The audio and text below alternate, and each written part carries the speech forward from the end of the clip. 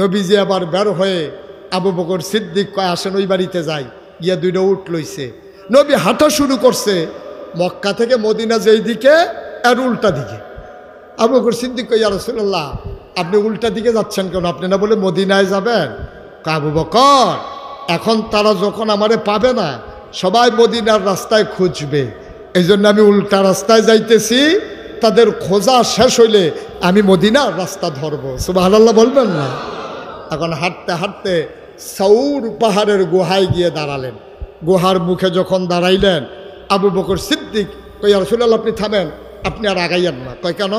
কয় আমাকে আগে গুহার ভিতরে যেতে দেন। কই তুমি আগে গুহার ভিতরে যাবা মানে বুঝলাম না। কয় ইয়া রাসূলুল্লাহ ইয়া হাবিবাল্লাহ, গুহার ভিতরে যদি সাপ থাকে, গুহার ভিতরে যদি বাঘ থাকে, গুহার ভিতরে যদি বিচ্ছু থাকে আপনাকে কামড় দেবে, আপনার ক্ষতি হয়ে যাবে। আপনি বাইরে দাঁড়ান, আমি একটু ভেতরে দেখে আসি গুহার ভিতরে কোনো জন্তু জানোয়ার আছে কিনা।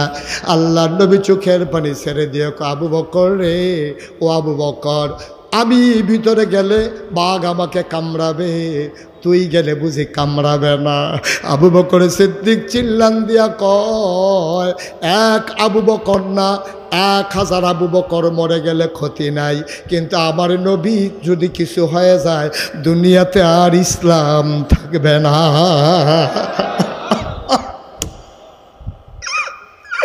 আমি আবু বকর যদি মরে যাই কিচ্ছু হবে না, কিন্তু আপনি না থাকলে ইসলাম থাকবে না গো নবী।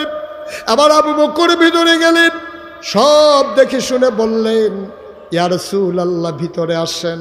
আল্লাহ নবী গুহার ভেতরে ঢুকলেন, শরীর বড় ক্লান্ত, বড় পরিশ্রান্ত। নবীজি ডাক দেখো আবু বকর একটু বিশ্রামের খুব দরকার ছিল। আল্লাহ নবীকে আবু বকর বললেন নো টেনশন, কোনো চিন্তা নাই, আমি আসন পেতে বসতেছি, আপনি কুলের ভিতরে মাথা রেখে শুয়ে যাবেন। আবু বকর সিদ্দিক আসন পেতে বসলেন, আল্লাহ নবী কুলের ভিতরে মাথা রেখে শুয়ে পড়লেন।